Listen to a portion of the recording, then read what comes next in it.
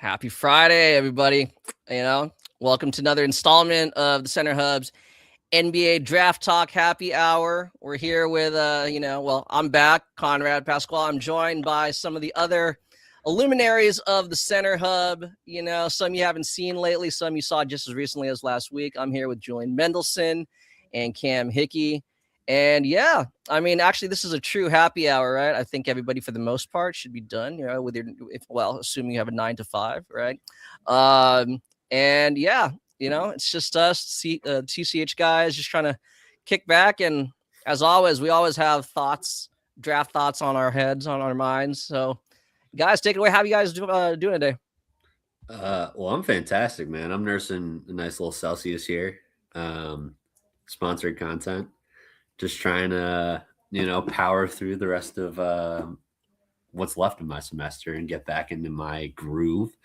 For those of you who don't know, I've been on a little break doing school stuff from some of my usual Center Hub content. So I'm back to stir a little chaos, That's what I do at this company. The curator of chaos. That's right. What they call me. What's going on, Cam? How you doing? What's going? Chilling, man. Just talk ball with this goofball yesterday. So trying to put some work in for the bros. Yeah. Grandpa took his sweet time getting on here, man. He couldn't figure out, how do I dial up my rotor? I look forward to hearing your guys' pod. I look forward to Julian. I look forward to Julian setting back the game 40 years. Couldn't text me a link for nothing. He's crashing out. All right. Let's talk prospects. All right, gentlemen. So you guys have some thoughts. What's on your mind? I want to talk about Kobe. Let's go right into it, man. I like. It's been me and you have been talking about him a lot. It's the elephant in the room, I think, that probably no one else is going to really talk about. Can we figure out what Koa Pete does positionally at the NBA level? What his role is, like, in general? That's like, I want to start off by saying the good because I don't want to be too mean,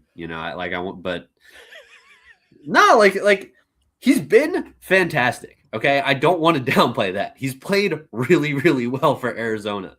Okay, like he's really strong.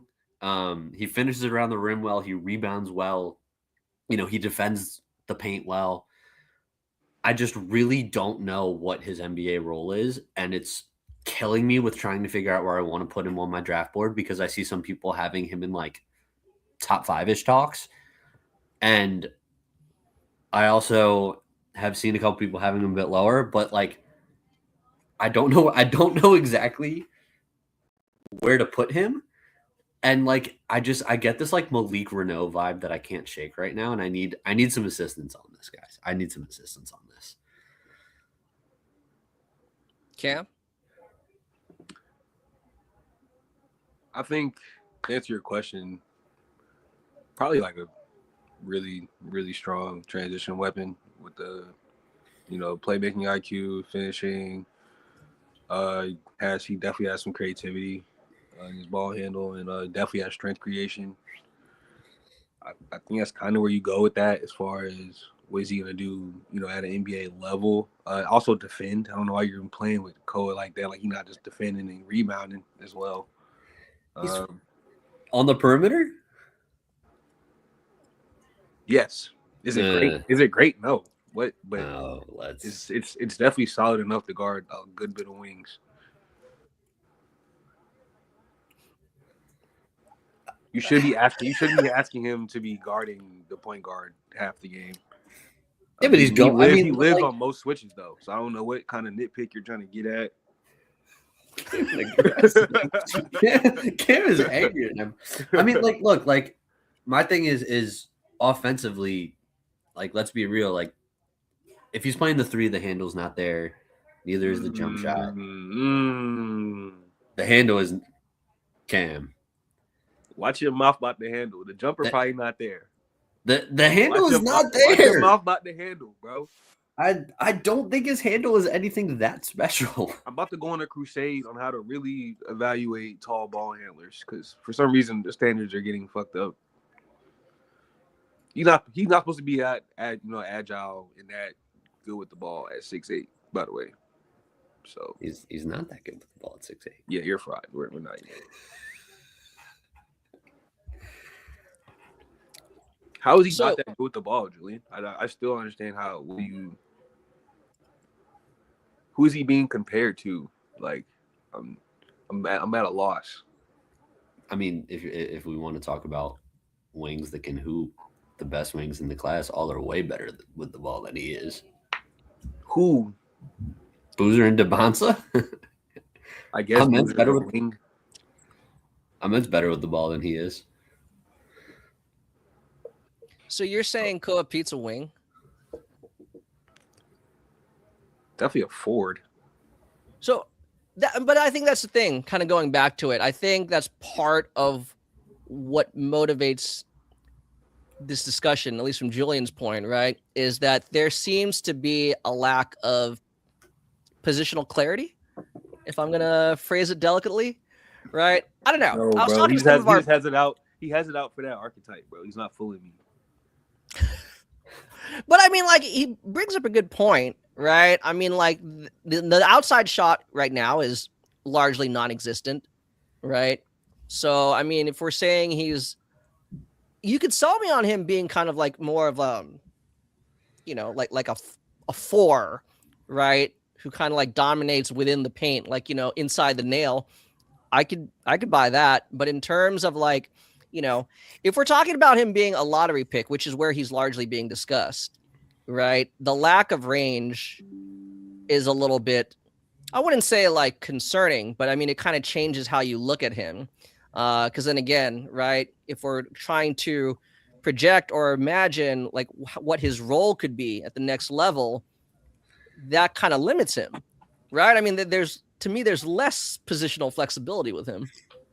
I mean, I think Boozer, if we're talking about like Boozer's the ideal 4 in this class. Look, he's not Boozer, right? But I mean, I just think at the end of the day, you kind of want your wings to do one of two things, or your forwards to do one of two things at this point, and that's, space the floor and, defend opposing wings, or play as kind of like a pseudo 5. And I'm just not quite sure which one of those he does. He's kind of like a weird in between mix. He's like more old school, And again, like he's very good at it. Don't get me wrong. Like, I'm not trying to say the guy's a bad player. I just think that like when it comes to what he does in the NBA, I don't think he really fits in either mold. Good at and I don't think it. Be wrong. I don't think it's the kind of thing where like you're like making him like an offensive hub either, So like that's kind of like is he a role player? Probably, but like which type of role player is kind of where I'm like a little bit confused on. Like, ain't gonna lie, I'm not trying to say. Also, shout out CBB. Shout out CBB Analytics, one of our sponsors here. You can use code One and Done to get a $30 discount on CBB Analytics. They're the one who are providing this lovely graphic that we have here, where we can look at all of Koa Pete's metrics, and you can look at this for any player in college basketball. You can look at this for teams. You can look at this inside of conference play, outside of conference play, whatever splits you want. Awesome website. Just wanted to shout it out while Cam was dealing with the stuff over there and while we had a moment to spare. Sorry. I mean, I was recently talking to, I don't know if he wants to remain anonymous, so I just won't say his name yet, but like basically, right, friend of TCH. And, he had a lot of enthusiasm about Koa Pete, and everything he said is probably a lot of the things that all of us have said today. And at the end, he kind of goes, right, like, who knows, right? His best position at the NBA level might actually be more of like kind of like a speed or an energy 5. And I don't necessarily disagree with that, but then again, right? Like, I don't know. I find it less appealing. Like, if that is really his best, I don't want to say best, but if that's like a realistic outcome, then it's like what Julian's saying. That's more of like, I'm not going to say a niche player, but it's not an offensive hub. That's not someone you really kind of draw sets around, you know? Again, right? It's just a lot less appealing when now we're talking about a 6'8" energy center, right? Like, I don't know. Can I get my Coa Pete case off, please? Yeah. Please. Now that you're working.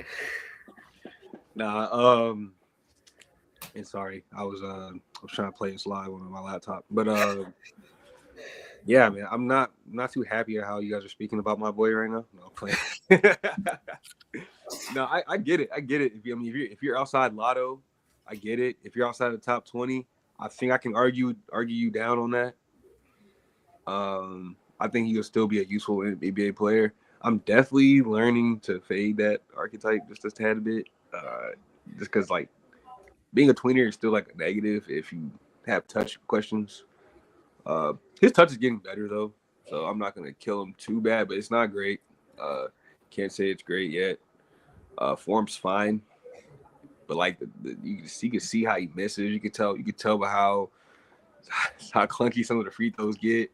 So it's definitely real touch questions. I don't, and with that comes the can he really play the 4 for you in like ideal basketball? I don't know.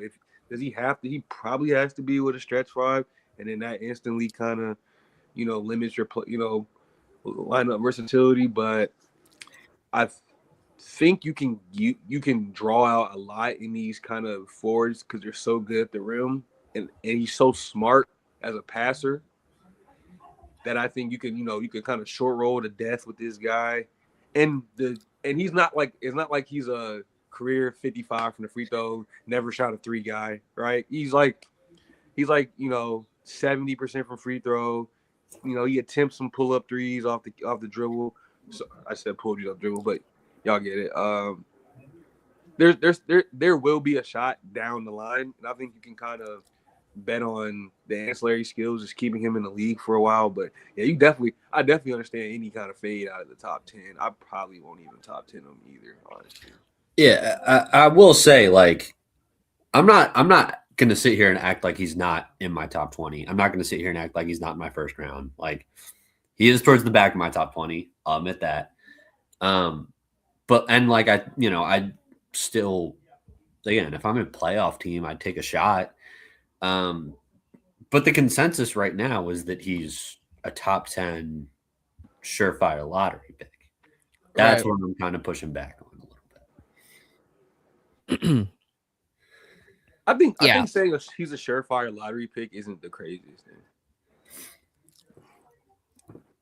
No, I don't have to. I don't think top it's 10. Top 10. That's when it gets rich, right? Yeah. I think that's when it gets a little rich. Yeah. He's like 70 assisted 2 at the rim. Yeah. And that's what I'm saying. Creation. There are like these individual tools that definitely make him appealing, obviously, right? Like the frame, the biometrics and everything. But he hasn't yet to really leverage any of them in a specific way where you see like this clear advantage, right? Like even at any position that we've like kind of discussed, whether that's like kind of like somewhat of a wing, I say that loosely, kind of how Serge Ibaka said back in the day, right? I'm not a stretch 4, I'm a fake 4. You know what I'm saying? Like you just kind of those early days of OKC, you just kind of drift off and kind of provide spacing without actually touching the ball. And again, right? His best asset really is, well, I don't say his best, but one of his better assets or traits is his athleticism, his length. Again, he'll have that speed advantage against most traditional 4s, against most 5s. Again, then you have to kind of assess like his effectiveness, his touch around the rim. Again, if you're going to be playing him against like kind of like bigger opposing front courts. Like I definitely see, and I'm with Julian. I still have Koa Pete in the first round. I have him in my 20s, like early 20s. I think I have him like 21 or 22. But I do think that's where like the discussion comes when he's kind of being talked on like those mainstream mocks, as like you said, like a top 10 pick. Then I kind of want to really evaluate that because we've seen this, right? In like recent or every draft class, but even recent draft class, there's those guys who are quote unquote tweeners, and you don't really know where they fit. You're going to bank on them because of whatever it be. Athleticism, IQ, etc. But there's no clear path, right? In terms of how they fit a team's like roster building scheme. Yeah, we'll see. I mean, what if he shoots 40% from three though? And then maybe does that make him a top 5 pick? 2 of 5 on the season. Yeah. Good. In all honesty, if he goes the rest of the season and shoots like, 1 of 3.5, I don't know, like somewhere in the 25 to 30% range from beyond the arc, like I'd probably raise his ceiling or raise his stock a little bit because I'm like, okay, well, he's shooting them, right? Right. And that at least gives me like some optimism. Okay, like maybe it doesn't look great. Maybe the touch gets better inside a little bit, and you're like, okay, maybe there's a world where he becomes more of a floor spacer. But as of right now, like, again, he's got an NBA ready frame. Don't get me wrong. It's just like it's this weird in between. Tell you what, in 2008, right? Like he's a top 3 pick. But that's just not what the NBA is anymore. Like his position is a bit, non-existent. His position that he plays like isn't a real NBA position anymore at this point, unfortunately. And I believe in the talent. I just I don't know. That's kind of where it's I mean, I suppose if it's a team, say like, right, let's say like OKC ends up with like those 2 lottery picks. I'm sure a team like them will absolutely like it. I wouldn't say it's a lock that they would take him, but I think they would highly consider him. Right? See, that's a place where I really like him, though. What's that? That's a place where I really like him. You're putting him next to someone like Chet.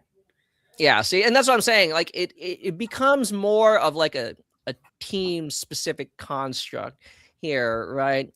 Bird Rights Pod, also, friend of the show, also like the guy who makes the show possible, Stephen Vigel. He's a tweener. Okay. I don't know if he says this in a good way or a bad way, but I mean, like, it's just a Stevenism, man. It just is. No, but I mean, he is. Going back to it earlier, you were talking. I mean, I think for me, I have concerns really on both ends.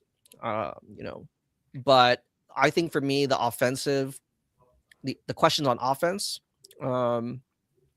stand out a little bit more. But defensively, earlier, you guys were kind of touching on it, like. What exactly do you guys like? Even Julian, since you have a little bit more skepticism with, or not skepticism, questions with regards to Koa Pete. I mean, what have you seen then from his defense? Is his defense alone like warrant that top 10 pick? You know what I'm saying? It's not bad. Like, I'm not going to sit here and say like there's other guys in this class that I would say, yeah, that guy doesn't play defense at an NBA level. I wouldn't say that about Koa Pete. But like, you see that stock percentage, bro? Stop playing with my son. Bro. I just said I don't see that. Come off from not bad. What is not bad? Like he does what he's supposed to do is a rim protector. Bro, that's like baseline college player shit, bro. We really affect the game. Goodness gracious! Like he affects the game in the paint. I don't see him doing anything on the perimeter though. Which is fine. Like he doesn't. I'm not like trying to nitpick on that. I just don't see it. But I think though, I don't know. If you are a quote unquote tweener, if like everyone's accepting, you know what, that's kind of what you are, then I think he does need to show a little bit more. I mean, like look at Caleb Wilson, right? Like Caleb Wilson is significantly better on the perimeter than a guy like Koa Pete is. Even Nate Ahmed is a better perimeter defender at this point. Well, to be fair, they're currently ranked ahead of him, right? So, I mean, no, they are, but that's why. Yeah. It's Yeah. part of the reason why. That doesn't make Koa not a really good defender though. I didn't say he was a bad defender. He's fine. I just don't think that for a guy who you have questions on what position he plays, he has to be better than just fine. He has to be elite. He's better than fine. He's not elite, but he's better than fine. So, but that's my point. He has to for him to jump up boards, he's got to or at least jump up my board. He's jumped up everyone else's already. I don't care about you jumping up. I don't care what he does on your board, bro. You're playing with his micro skills. We're not gonna let you do that. He's definitely not top 10. That's fine. He's a fine to good defender. I'm not gonna he is what he is. Bro, He's a decent- am I tripping, correct? He literally talking about him like he's some shooting guard that just getting by. Well, that's not what I mean. I'm not saying that. That's not what I mean. He's bro, you good know for what he fine, does. fine is, bro. Fine is really just getting by. For an NBA standard, Julian. he's fine. For an NBA standard, he's fine. For a college standard, he's a very good defender. That's where the disconnect happened. You don't think he's guarding you don't think he's guarding wings? No, In NBA? no, I wouldn't put him on a wing. Why not? He's strong as fuck. He's getting crossed. Oh, you don't believe in the agility at all. No, I believe in the athleticism, not the agility. Up and down, not left and right. I mean, ultimately, I think he's going to have to. You know what I'm saying? Even if he can't, even if you don't believe he can do it particularly great right now, that's ultimately what they're going to have to. Whoever drafts him, that has to be their intention. Yeah. Right. So the question is, do you believe he really can? And I mean, that's fair for each of us to ask. But that's why I am there too. I would like to see a little bit more of it. To justify feeling good. If I were to say, hey, right, do you want to invest a top 10 pick on him? I would feel a lot better if he does show that. Right now, he probably doesn't really have to, just given Arizona's construct or team construct. Yeah. But yeah, I mean, because really right now, the best he's shown is kind of as a weak side defender, which I think he's done a really good job. Right? We've seen that, since the start of the season. But again, going back to those people who are saying he's a small ball 5, then I don't know. Even there, so it's offensively, I could buy that. Defensively, I don't know if I feel as optimistic about that, but there are ways where he could definitely contribute positively. We'll see. We shall. It'll be interesting. Because for a lot of these players, conference play will be very telling. Yeah, and I do think you know what I would actually really like to see is a matchup on Flory. I know it probably won't happen because they'll probably put Krivas on him, but I actually would really like to see Arizona in Big 12 play, go small and throw a lineup where Koa Pete is directly on Flory Badunga for large portions of time, guarding him in PNRs, switching, stuff like that. That's what I really want to see from him. Nice.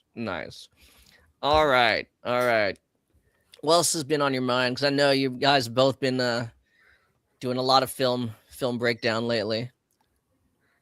I'll let Cam throw some of the. Oh, we lost Cam. He's probably having. He's disgusted by your Koa Pete takes. Probably is. Do we want to talk Cam Carr a little bit?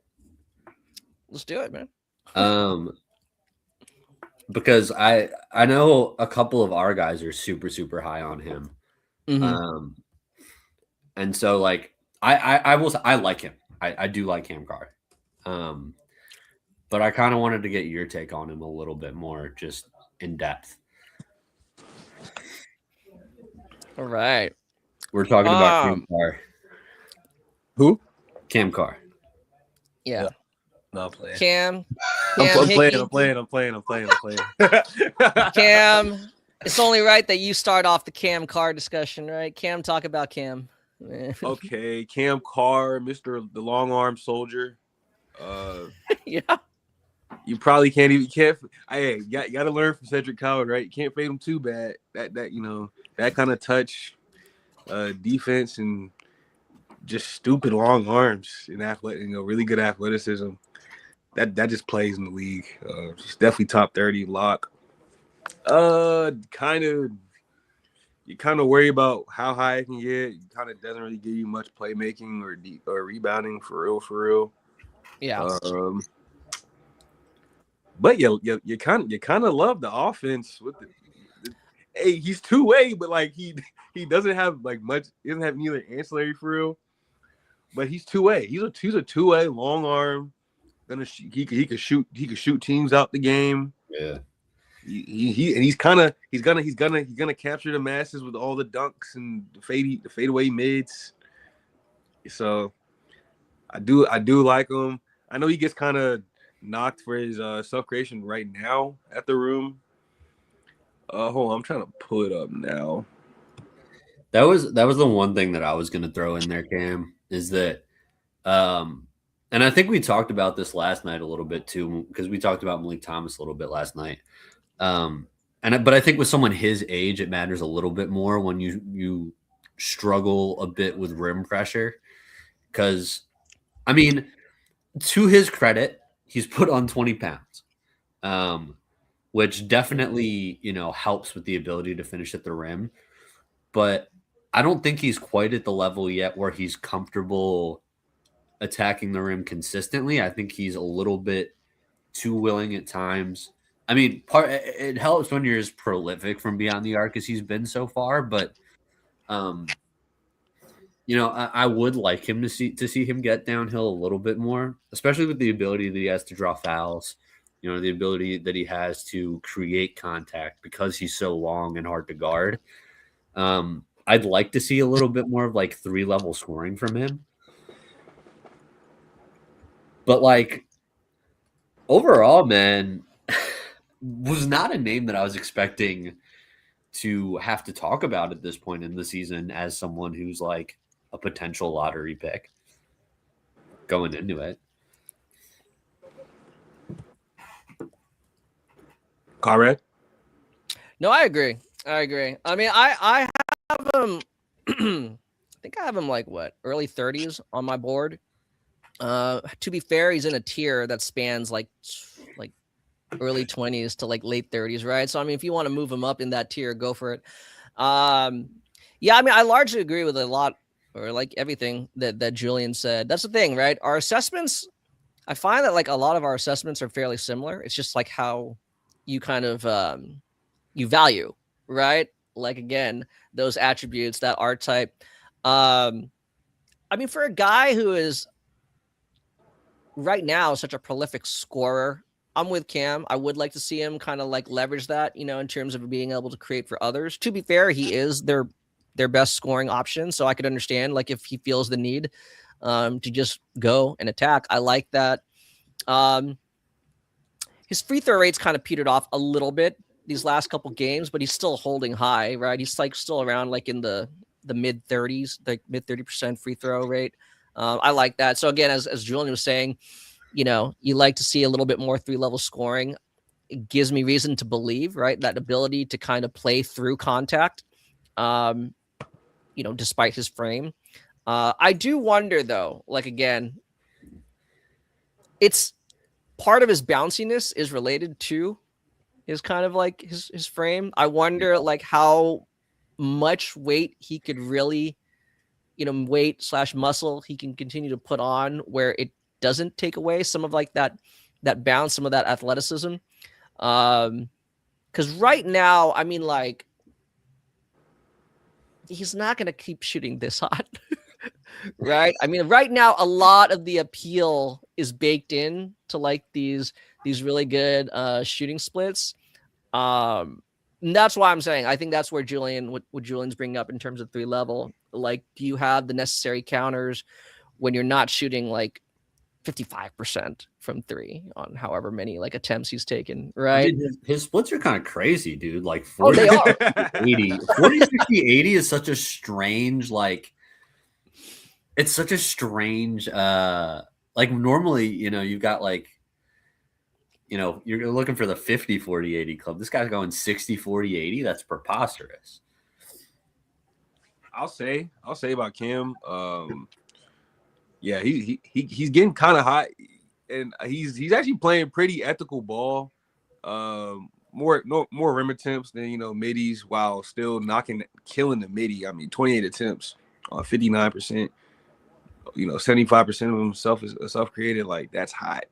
That's super hot. And then obviously he gets I mean, the three ball, he's on fucking fire right now. But that's gonna regress obviously. But what 40, 38? Yeah, Plenty of attempts. He's can clearly shoot the shit out of it. 80 free throw. Clearly, I mean, that's a clear 80 free throw with orangutan arms. orangutan arms is crazy. I'm tripping. I should have said that. You feel me? He just go gadget arms though. 80 free throw. That's special. Like, that doesn't happen a lot. So him, and then he's really self-created at the rim right now. I mean, the dunks is high. I mean, he's at 18 dunks right now on Bart. Are we serious? Hey, yeah. You know what? Well, like he does. He does go. When he drives, he does go with the intention of finishing the play. You know what I mean? Like, Yeah. I saw a couple where he didn't quite get it, but I'm like, you know what? Like, he didn't make this one, and it was a tough attempt, but I'm glad that I'm glad he tried that, man. Like, I love that kind of stuff from guys when they're like, you know what? I'm just gonna try and dunk this on somebody real quick. I mean, that's the thing too, right? We talk about these last several happy hours and whatever mock drafts that we all do together at TCH. We talk about the ability to actually generate rim pressure. I mean, of the many things that I'm pleasantly surprised about his performance this season is the improvements in his handle, because that's how that's a large reason as to why he's able to actually utilize his athleticism and get finishing above the rim. Yeah, definitely gives me reason to believe that he can be not just an off ball kind of guy at the next level. That's not to say you want him on ball all the time, but again, right, in the instances where whatever, you get run off the 3-point line or you're coming off a screen or a pin down, it's not just immediately a shooting the ball, right? You can actually do something, break the paint, put some pressure on the rim. So it is interesting. It's interesting.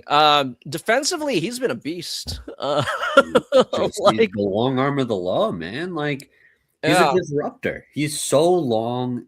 I was watching today. I was watching some of the clips from Washington. Just a little bit of a throwback. And they're trying to run, pick and roll actions and throw it over the top of them and just turning the ball over because they can't get it over. He is, and he moves well, to basically keep himself in position to use those go-go gadgets to just knock the ball away. He's a pain. He's a pain in the ass to deal with as an offensive player. How high do you think he'll go? I'm bullish on him. You know what it is? I always fall for the Steven influence. Shout out Steven Bagel. So I have him at 12, which shockingly is way lower than Steven has him right now. Yeah, see, case in point. That's right. So I think he right now is playing like a late lottery pick, in my opinion. But I think he gets the junior tax and probably ends up around 20 because I don't know, they're going to take some freshman who's shooting 25% from 3 but has really long arms and looks good over him. I'm not naming names. I'm just saying that's what NBA scouts do sometimes. That's what teams do sometimes, man. He's not naming names, guys. Not naming names, though. Not naming names. There's a reason Ersin Demir went in the top 10 this year. Not Ersin Demir. Sorry. Why did I say Ersin Demir? You know who I meant. What's his name? Why can't I even remember the dude's Colin name? Murray Boyles? No. The He's talking about Igor. Igor Demon. Yegor. Called him Urson Demir. Igor. It's the same initials, bro. Yo, What do you- Urson Demir show. Wow. Shout out Urson. Igor What Demon. the fuck?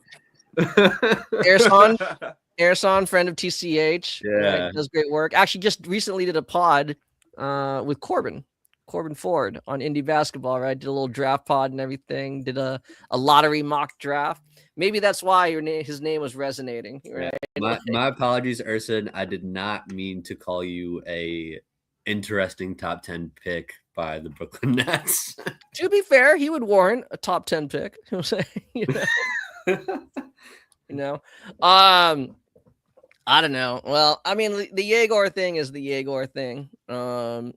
But it's interesting. It's interesting for me. I don't know. I guess when I last did my last big board update, I think I put him in that tier just because, again, right? Questions about that connective passing, that the secondary or tertiary playmaking. If he shows more of that, then I feel a lot more comfortable putting him higher. I don't know if I'd go as high as like, you and Steven and Matt Kostoff have him. Well, I mean, those two guys are a lot higher, right? They have him like 5th and 6th respectively. I don't think he ever. I think there may be a point if this continues where he brushes the top 10 for me. I don't think I can justify. Like, I'd say probably my top 7-ish guys are pretty set in stone at this point. The order might flip, but yeah, I like it. It would take a lot to unseat my top 7 at the moment. Yeah, I probably won't have Cam nowhere near the top 10. I ain't gonna lie. Man, bro, I feel why not? That's too woke. That's too woke for me. I think that's way too woke for me. He's thin. He's super thin. That's what I'm saying. Yeah. He's never been a super high, career on like steals guy. So I do worry about how far the defense really goes if he's not gonna give me any kind of playmaking for real. If he's gonna be Mr. Bucket Man with some shot blocking at guard and great touch, rebounding solid, but it's not like great. That kind of leads me into that 20 to 25 range, way more than it would. Thank you. Okay. A guy that would, touch my top 10. I feel like I can find something cooler than that. But he's hot. I ain't gonna lie. Like I still love him. But top 10, too rich for me. It's too rich for me right. Listen. It's too rich for me right now too. I have 10 guys. You just said you have him 12th, man. Yeah, and that's probably where he's gonna peak. Is that a good? There better be a big tier break between 10 and 11. I know. I'm like, well, wait a minute here, man. There's a big tier break between 11 and 12. Okay. Fair enough. I think I have Sturts and Phylon at 10 and 11 right now. Kind of, they're basically both at 10. To be honest, I don't really. They're kind of like 1A, 1B for me. So we're fading Phylon's ass. Not kidding. Why? Okay, I think that's our next segment. We're fading Phylon apparently. Why? He'll probably be 20 to 25. 30. Right there with Cam. My 2025 probably has 30 guys. But wait, why are we fading Phylon in the lottery? Because again, I asked because a lot of like these mainstream mocks have him. Right, that's too rich. That's too rich. I don't think he's the athlete to make up for being, barely 190. No, he's 190, and then he's just not the athlete. And so I worry about where the defense really goes. It's not like I'm about to ask him. No one's giving LeBaron Phylon the keys to their franchise. So like now we're talking about like a guy's going to have some kind of off-ball equity. I think he has it, but we got to fade that, son. I'm sorry, you can't have your top 10, top 12, lotto. I probably wouldn't look his way in the lotto. I ain't gonna lie. If I was drafting, I'm not looking his way in the lotto. He does worry me a little bit, if I'm being honest. I love he's hot though. He's hot on offense. Please don't kill me. He is hot on offense. He's one of those guys. Isn't that what would lead front offices to consider drafting him that high? At least like lottery. So like lottery, right? Like that he can be a lead guard. Yeah, but I don't think he's the athlete. So, to me personally, I don't think he's the athlete. Teams do swing on those every year, so you feel me? Like they do this every year. So I wouldn't be surprised. I wouldn't be surprised at all if he's late lotto. But yeah, that's kind of where I'm at. Like as far as his advanced creation equity. Like, I mean, how many guards are just getting away with being 6'4", thin, and not the greatest of athletes? It's like nobody. So He's quick. He's quick. Yeah, he better be quick.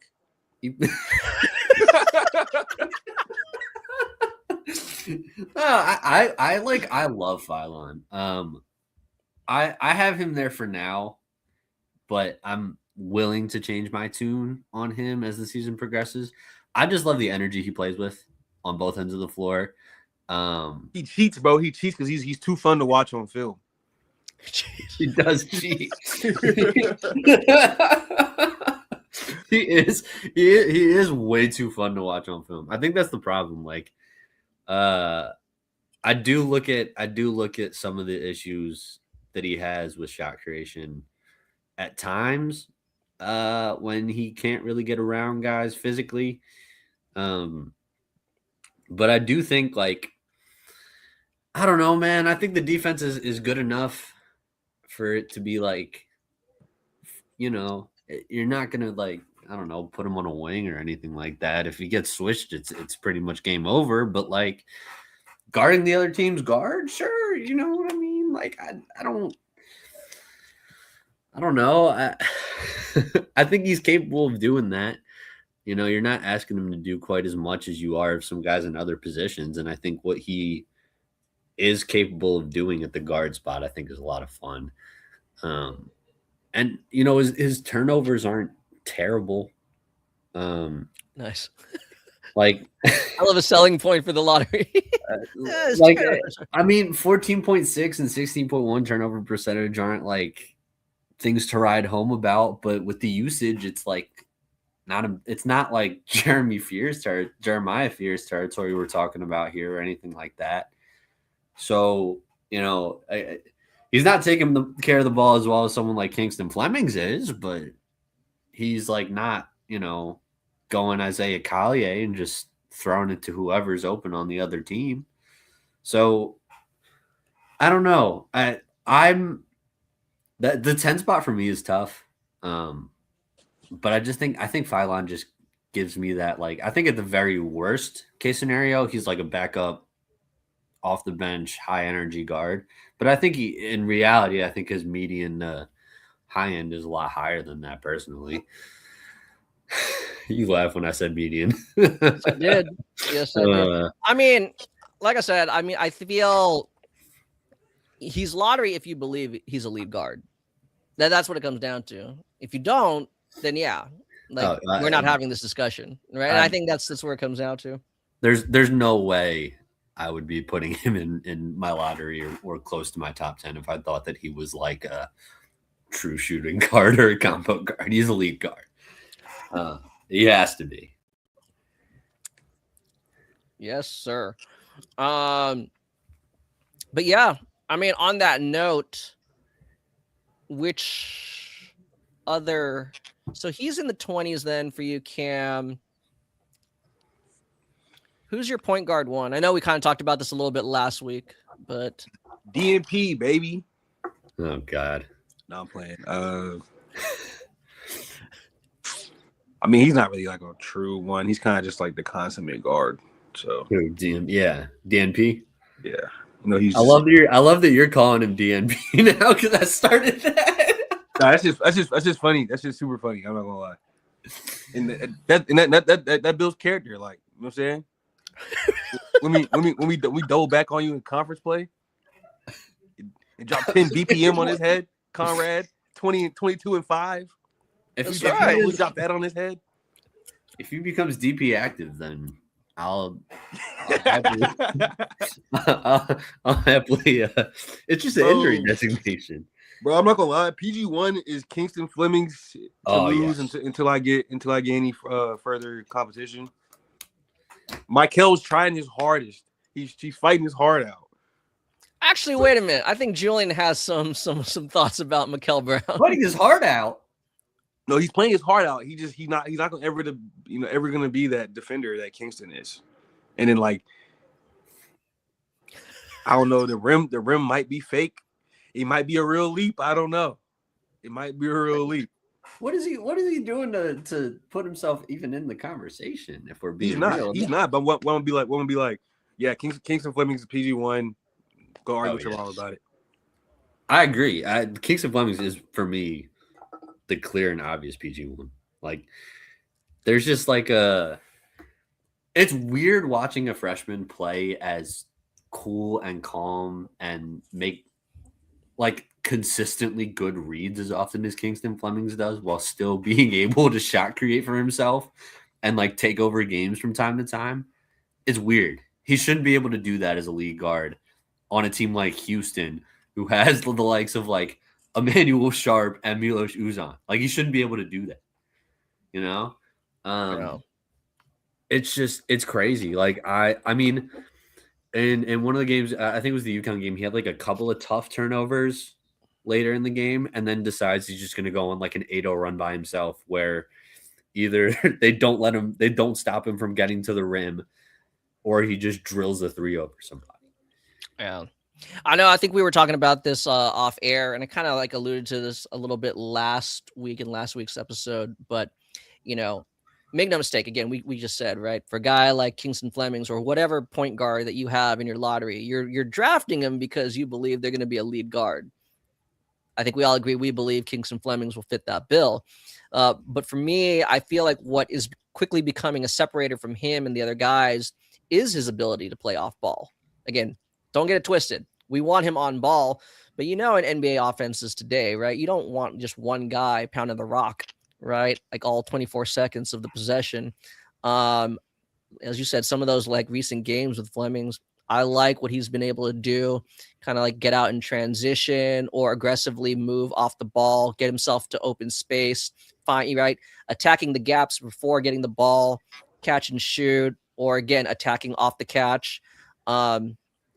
Right. I think that's kind of why I like guys like him. I like guys even like Bennett Sturts, right? Again, right? Like they still find ways to be immensely productive, even if they don't have the ball in their hands like all the time.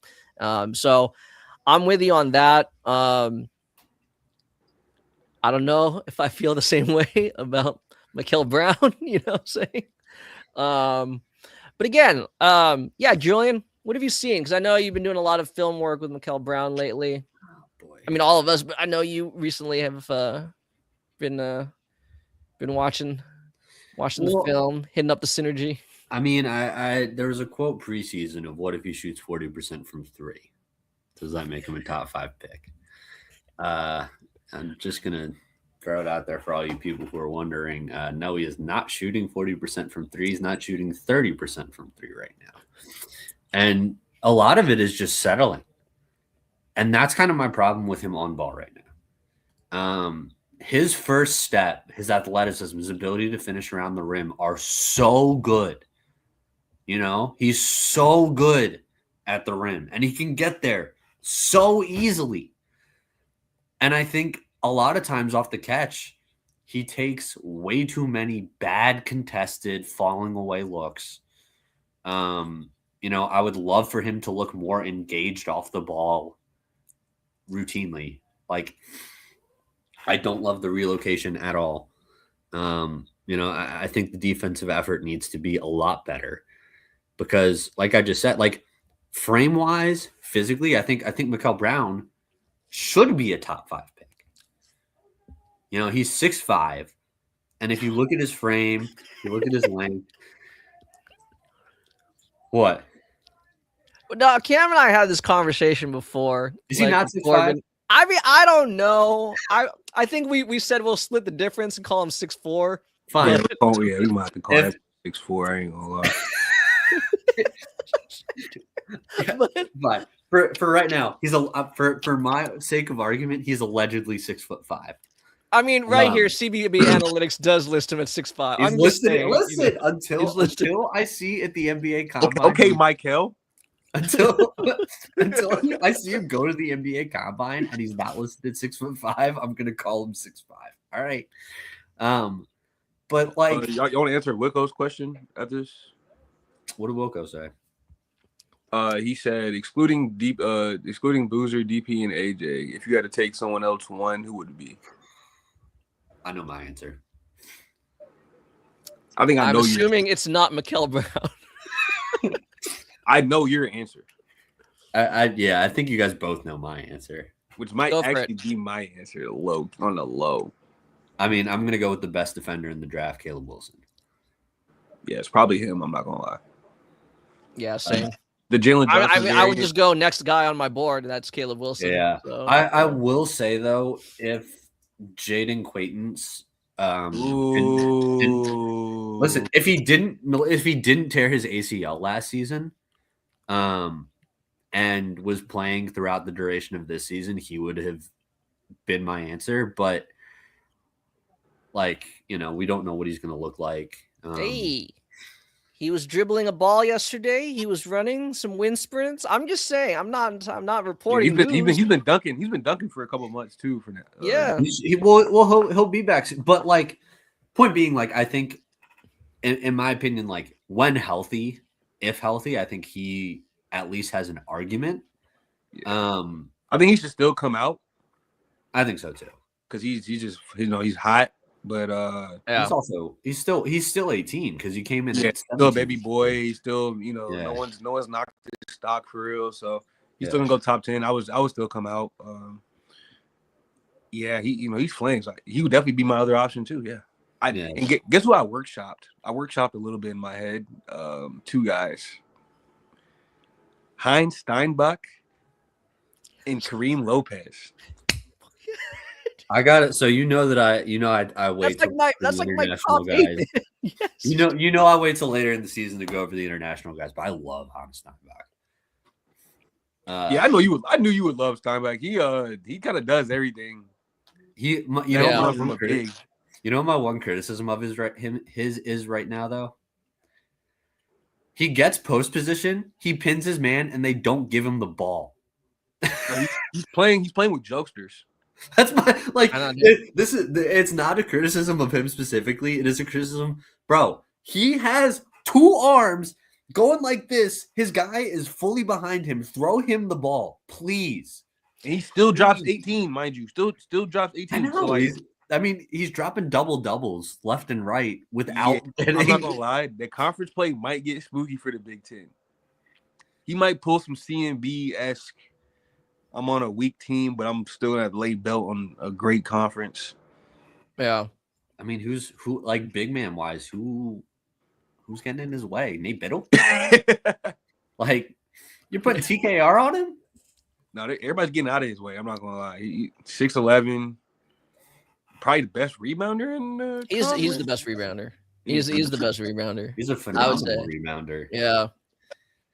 I mean, because if you look too, again, you could criticize or nitpick, you know, his defense or whatever like that, which I think is a little bit overblown. I don't think it's as bad as some people seem to make it out to be. The point being is, right, you could get him out in space and he is still gobbling up rebounds, right? This is not a guy who just needs to be like right around the rim, you know, and getting like missed bunnies. No, I mean, he is out there. So yeah, I'm high on Hans Steinbach. Same thing with Kareem Lopez. You know, again, just give us some time. I mean, I think all those preseason whatever concerns about like his ability to be a consistent shooter or like a viable scorer. Right? I think there's like the playmaking chops, but dude, shots are starting to fall now. Man, you know what I'm saying? So I gotta get on my international kick soon enough. You know, like I said, you guys know I usually don't start looking at the international guys until later in the process. So I tend to focus on college boys at this point. That's just how I am. That's how I've always been. Domestic, America first, you know. Let me ask you then, since you brought up, and I definitely agree with Jaden Quaintance being like, you know, in that next whatever like tier after the quote unquote big three.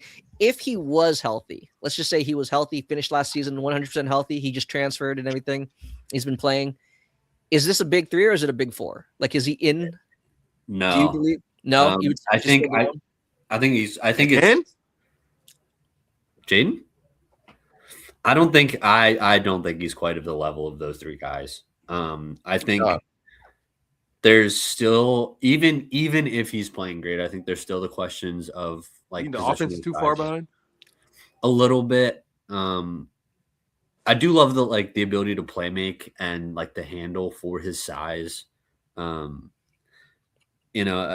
think it's just not quite like when we're talking about the top three of this class, we're talking about, in my opinion, like three surefire guys. Yeah. And I think I told you this off air earlier today. Like, I could understand just about any order of those top three guys, and you could make a case for any of them because I think they're all that good. I don't think you can quite make the same case with Quaintance or Caleb Wilson. And I think even if healthy, I think it would be very close between the two of them for that next spot. And like Wilco's question was asking, like, if you had those three not involved at all, it's a real tough discussion for who goes number one if it's between Jaden Quaintance a healthy Jaden Quaintance and Caleb Wilson. It's a real tough discussion. Yeah. But I think, it's still like, and it's not to knock either of those two guys, it's just the three guys that they're going up against are high IQ, sensational two-way players, in one of the most loaded top threes that we've probably ever seen. Right. I think Caleb and Jaden being like 4 or 5 is pretty good for a draft. I'm not gonna lie. It's fantastic. Those are two really, really good. Like, top of this draft is pretty useful. And I mean, and Caleb is probably, the best defender in the class. And I think I mentioned this to you guys. I think he is. He largely is. Like, the offense isn't perfect, far from it. But, there's enough flashes there where you're like, this kid is so good defensively. I don't really care. We're at some of the most, highest dunks and damn near highest dunks in the country, 77 from free throw. So off rip, you're just playing with house money. Yeah. And then you got 66 at the rim. Almost over half, almost half of that is self-created. And then 45% from the mid on 42 attempts. And he's, 70% of those are self-created. So he's on that path that, like, in 2-3 years in the league, you wouldn't like, it's like, damn, Caleb Wilson averaged 24 a game. Like, yeah. Like, I'll be honest, like the top, probably the top 7 or 8 guys, I think, in this class, all are like fantastic in their own way. One of the deeper top end classes that I've ever seen. Just like as a top. I mean, the playmaking chops from each of them definitely stand out. As you saying, all these guys are high feel. We don't got to worry about nobody's feel for the game. I love it. Crazy. Yeah, I love that. Even Quaintance, he's like a lower assist guy.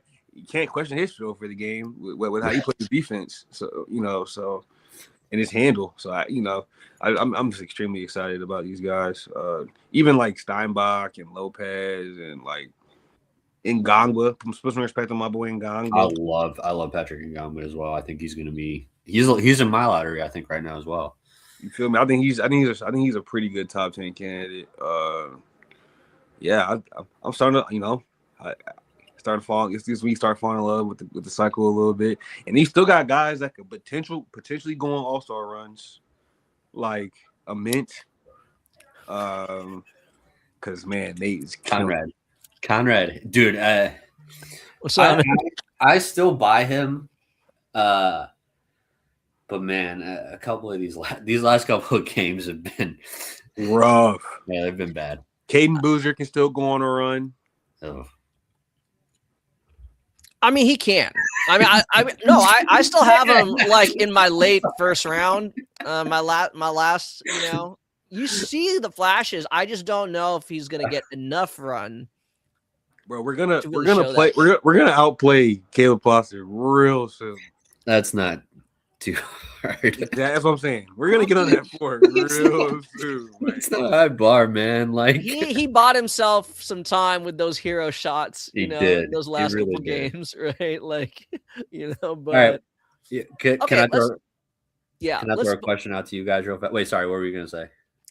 Well, I was saying, we're already up on an hour. I'm not saying we got to cut out or anytime soon, but since we just brought up his name, Nate Ament. Let's talk about this, right? Like, the process isn't processing here, at least, you know what I'm saying? Oh man. So I know you guys we've all done a lot of film breakdown on him, and I don't know, like everything is trending in the wrong direction. And he's just too skinny, bro. That's the problem. He's too skinny. he actually added weight, and people are saying that's the problem. No, he's still too skinny. Look at him. Well, there's watch him play. He looks crazy. He looks crazy out there sometimes. He's like not for SEC ball. It's like, yeah, that kid's definitely a freshman. He's not physical enough. I don't like. You could tell me that Nate put on 50 pounds. I wouldn't believe you. It doesn't look like it. I mean, that's why we're like, actually, no, Cam and I were talking about that, before the season started, about like his listed weight. And again, dude, someone is lying big time here. 130? I mean, someone had him like 200. I'm like, that is BS. He's not 200. Stop it. That he looks closer to 150 than 200. Man. But I mean, you started talking about Cam, before the season, you brought it up, which a lot of people knew, but we had to like just get and say it explicitly, right? Like, he's never been a particularly great finisher at the rim, right? And sure enough, like, that trend has continued. It's arguably getting worse. I don't know. I mean, again, you could make an argument. You could sell me on the idea that his three ball will come around, but I don't know. The only thing he's shown, which again is a real skill, is he's good at grifting. I'll give him that. Like, he is really good at it. He really is. He knows how to hold that follow through. Yeah, he knows exactly how to like hold his follow through and draw contact. He gets to the free throw line like a lot. He does. He does. He's a grifter.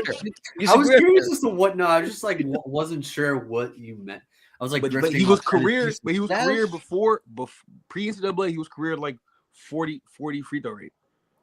So like, this isn't like a brand new thing. He just broke. Right. He's just so broke right now from three. Yeah, it's hurting. No, and that's what I'm saying. Like, he has. I'll give him that he has something to fall back on, right? Like that's kind of like what's padding like his floor here. But like, I don't know, man. Starter set. Like, I'm not. It's you never want to be too reactionary, but like the idea that he's still like we've seen it. We've seen some of these mainstream like mocks and big boards still putting him in the top 5. Like, I don't. I'm holding. It needs to be faded immediately. I'm holding stock in the top 10 for right now. I think he could go on a crazy run in the SEC. I mean, he's at 5 BPM, and it can't get worse than this. Like, usually guys take themselves all the way out of contention, like with like negative BPM, like can't play defense, can't pass. He's rebounding, he's playing defense, he's making the right reads, he's hitting his free throws. He just broke his shit from that rim. Which he's never been a bad at rim guy. He just doesn't get there well. No, he shoots way too many fucking middies. He is the self creation is self creation is what the hell. And then like the three ball wasn't supposed to go to hell. It looks good. That's why I still have him. I'm with Julian. I still have him like in that top 10 range, more like 10. Because I have to believe, I have to believe that the three ball will kind of, there'll be some positive regression there. But again, his entire process, like for a guy who, he's got like, what is his wingspan? Like 7'1"? No, he's not a good wingspan guy. He's like 7 foot wingspan, maybe 7'1". Yeah. Maybe. Well, I'm just saying, like for his length, he's not leveraging it in any, No, he's too skinny. He's clearly too skinny to leverage any of it. Yeah. So, but it's different than like the Ace Bailey too skinny to leverage any of it, because I think like when you look at like Ace last year, Ace was being put in much different positions than Nate was. Yeah, they're letting they had Ace on cuts, Yeah, like they said Ace cut more. let Ace cut more. Yeah, Nate is getting everything out the mud for some reason in a Rick Barnes offense. I don't yeah, know. they're giving it's like Nate Hammond is getting opportunities to do what he's capable of doing. It's not like and being put in decent enough positions where he should be better than this right now. You gotta I feel like Barnes got to reel him back, but I think Barnes is kind of worried about their perimeter talent. They don't have much. Yeah, so it's like, okay, fucking Nate. Like, at least Nate will make a decent read. You know what I'm saying? Like, because ideally you would like Gillespie to be setting him up all game, but like, you probably need a little more help than Gillespie and Boswell. Like, K. Phillips not doing it for you down there? Kate and Estrella be all right down there. They're fine. They be all right down there. I ain't too mad at them. I'm not too mad at the front court, which is why they're still a good team. I'm not too mad at the front court. It's just, for Nate specifically, this was definitely a situation that was going to accentuate all flaws. Like, he's capable of being better than this, though. That's the thing. Yeah, I think he'll finish. I think he'll play finish better, and the 3-ball will come around. And I think you'll be able to justify a top 10 case. But he definitely faded himself out of like that top 4, 5. He definitely faded himself right out of that. Honestly, if they start putting in more screen actions, I think like you can at least show I'm not too skinny just to set some pick and pop stuff up. Because what's underrated, his block went to hell too, boys. Yeah. He was a high blocks guy. But he doesn't look bad on the perimeter. He doesn't look out of place. No, it's just like I don't think Barnes has him rotating much, and then like he just doesn't, and then he might be too skinny to really, draw out that value, rim protection wise. And he was able to do it in high school with with the length and the IQ, but you low key can't IQ your way out of IQ your way to some blocks against Michigan State and shit. Like, I mean, like you got to put that on a shirt. IQ your way. IQ your way into blocks. Well, it's funny too because like we just talked about it with Hannes, where it's like you look at conference play, and Hannes is like clearly like top of the barrel when it comes to the bigs in that conference. The size in the SEC and like the physicality in the SEC for Emmett is like a completely different story than it is for Hannes Steinbeck. Like, there's serious front court guys in that conference that like if he doesn't start getting it together, they're going to beat the hell out of him over there. It could get rough in conference. It could. Yeah. I mean, even 6'8" guard Amari Allen looks stockier. Even 6'5" Carter Knox looks a lot stockier than Nate Emmett right now, He might get posted up by Carter Knox. Yeah. I look forward to it. It's big boys everywhere. Big boys everywhere. Yeah. All right. Yeah, I mean, again, as always, that's something to continue monitoring, but it's just it's interesting. It's an interesting trend. Early returns are not good. Early returns are frying me right now. Early returns are not good. I fucking love Nate too. Okay, so before we close, Julian, you said you had like another guy or another. I had one. Mind? I had an interesting. I don't have a personal answer to this question. I just wanted to hear your guys' thoughts because we were talking about guys playing their way back in. Who is more likely to play their way back into good draft stock between Caden Boozer and Braden Berries? Ooh, that's a good question. Yeah. That's tough, right? You know what? Fuck. I was about to say Berries, but fucking he has to fight through Bradley going. Yeah, Jaden Bradley's playing sensational right now. But I'm kind of leaning Berries just because he has the pedigree for high volume. Like that's been his whole career up until now. So, and he's still like staying on the floor with some decent defense and some play finishing. So like, I think he's always been a really good scorer. So I think once that regresses positively, he might get back into good graces on NBA draft boards. But it's like Caden all he has to do is beat out Caleb Foster and he's sitting pretty. So it's like, yeah. So I don't know. I just want to lean Berries. I think he has the pedigree for high volume. I think Caden's showing he has to be high volume. I think that's a difference because like you kind of instead of hoping on a leap with still no playing time, we're about to get a positive regression with the guy who already gets putting in playing time. Yeah. Yeah, I was gonna say Burris also. Again, I'm just. I think Caleb's gonna hold on to those minutes, man. And that's not with no shade. Yeah, bro, he keeps putting out these solid ass games. I'm like, exactly. Fuck, bro, No King's shade never gonna at get on the Caleb floor. Foster. No shade at Caleb Foster. I'm with you. I'm a little bit, I would like to see Caden get a little bit more extended run, but I think for that reason is kind of why. Right now, I just feel like we'll see. As you guys are saying, right? We'll see as conference play is about to start soon. But if Caden kind of remains in the role that he's in right now, I don't even know if he's like a one and done, right? I mean, like, Well, I think so yeah, I think the question is more: will Caden beat out Caleb Foster eventually, or will Braden Burries start producing a little bit more? And as again, fellow TCH member, I Cody Ramsey, this is both astute and accurate. Yes, it's very true. Caleb is absolutely the new Jeremy Roach.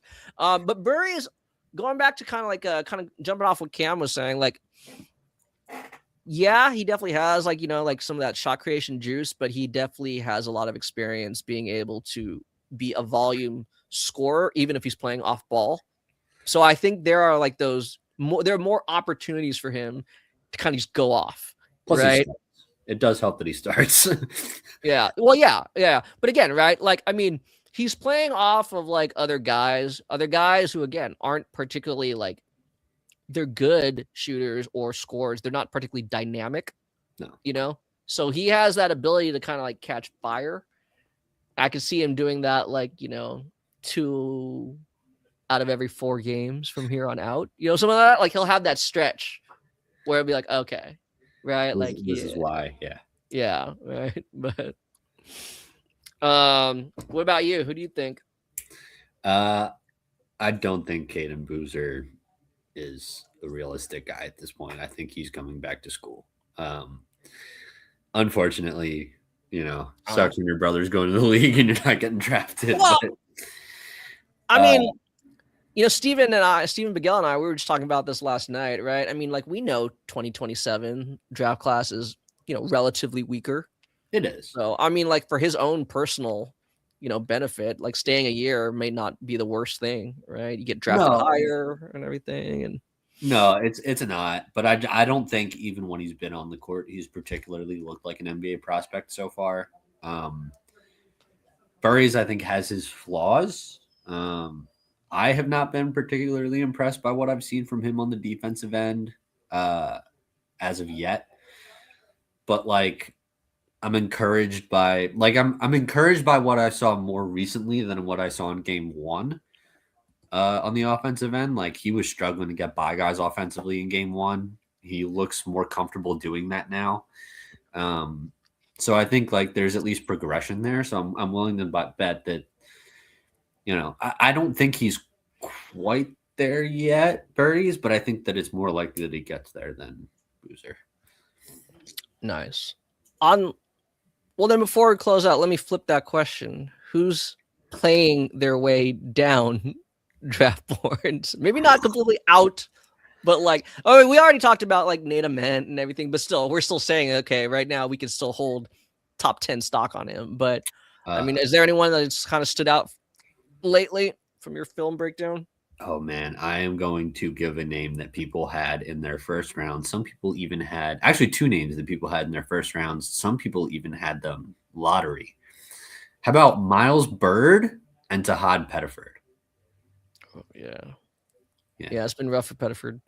Yeah, he's been. Miles' splits are actually nice. It's weird. Miles Bird was a lottery projected guy at some points last year by some people, and I haven't heard his name once. He's been flopping. He's dropping 4 points on anything to do with comp. Yeah, I know. But him and Pettiford, for me, probably off the top of my head, those are 2 guys where it's those were supposed to be first rounders last year. Where did they go? And it makes Pettiford's decision to go back to school look awful. Yeah, Pettiford's season's been rough. He had like that one big game, but even then after that, like it's been pretty quiet. Hasn't really found any rhythm. Um, Bird's interesting. Like his, I'm not, I'm not like trying to critique his approach or anything. I mean, at the end of the day, right? Miles Bird, one of his biggest selling points is his defense, right? Yeah. Great defender, on ball, off ball, very versatile wing defender, and everything like that. You're hoping that the offense would come at least to a point where, again, he's a viable scoring threat on any given time for whichever team drafts him. I don't know if I was ever like lottery with him. I definitely saw him as being like, yeah, like kind of like first round guy. Right now, he's not a first round guy for me. His shooting splits are actually kind of nice. It's just, as Cam was saying, there are games where he just doesn't shoot, right? So, like, and he's like open too, right? And he'll just like take 1-2 dribble and then pass it to somebody else. I'm like, bro, you're a grown man, bro. Grown man, bro. We're supposed to be out here 15 a game. And it's worse when you've gone through the process and you know what teams are looking for, which is probably for him to shoot those. And you're not doing it. You know, it's never a good look. Yeah, because I don't think any NBA team is like, you know, they're not expecting or even asking for any like shot creation, right? I mean, I think right now most teams, most front offices would look at him optimistically as like, you are a 3-and-D guy and you're primarily a catch and shoot, maybe run the floor, finish at the rim if you're feeling good.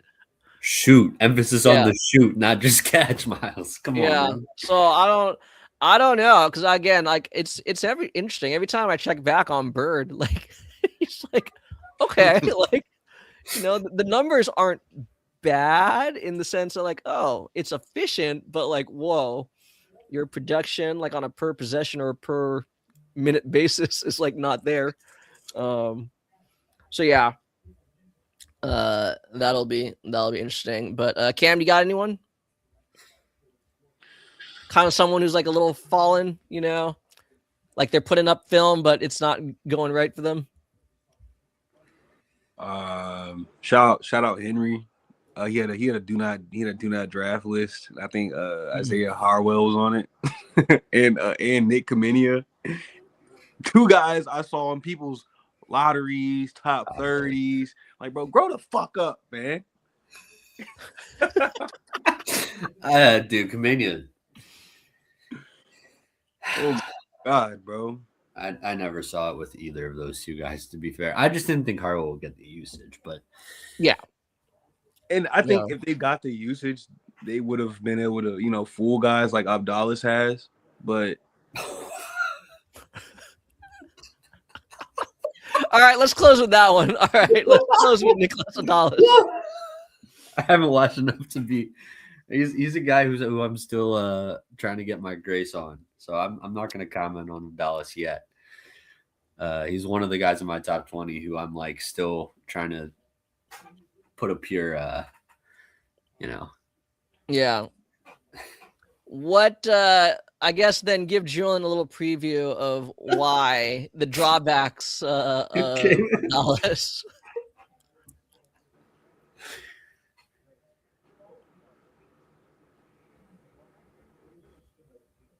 Yeah, Cam.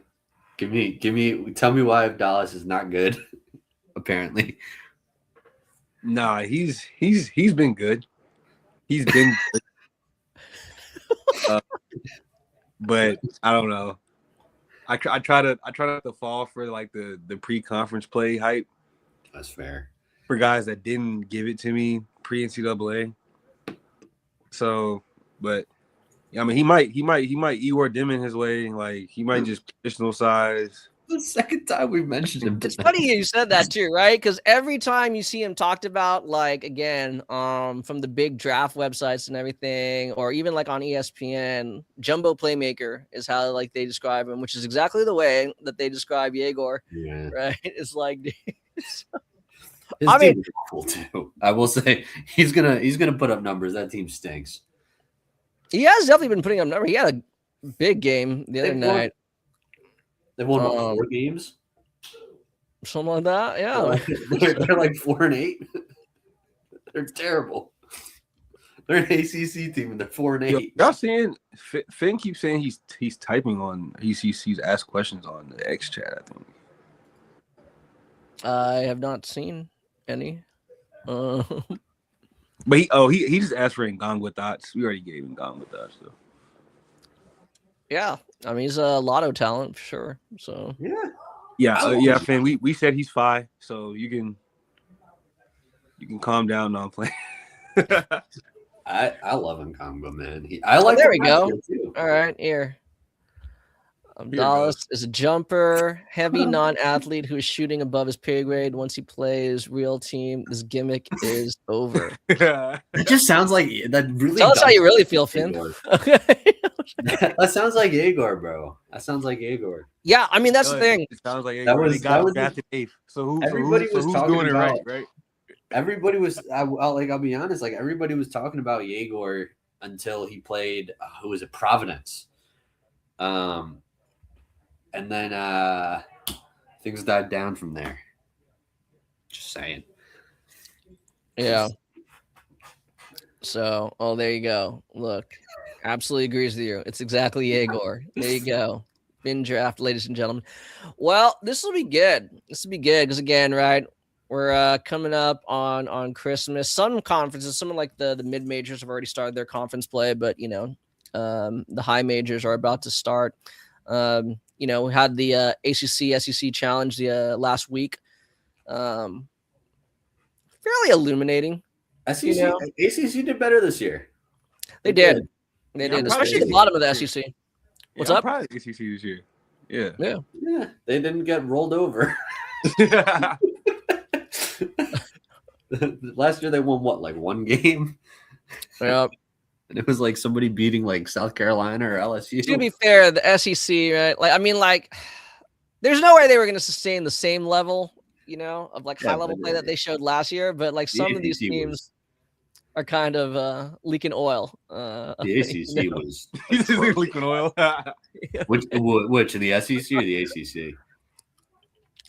This year? Yeah. SEC. Yeah. I mean, relative to, I think, fans' expectations. Which teams I'm talking about. Oklahoma. I think that was the best conference in basketball history last year. So yeah. And we got Oklahoma, we got Texas, we got South Carolina, LSU. Where are they? Vanderbilt, though. Shout out Mark Byington. Vandy damn near fuck around and touch that Sweet 16 or some shit. Shout out Mark Byington. They're a serious team this year. And actually, again, for people who are watching, if you haven't already, check out, on the Center Hub. You just go like on our Twitter profile or go on like our Substack. Check out the articles written by Sheed in Atlanta, right, about Vanderbilt. Yeah.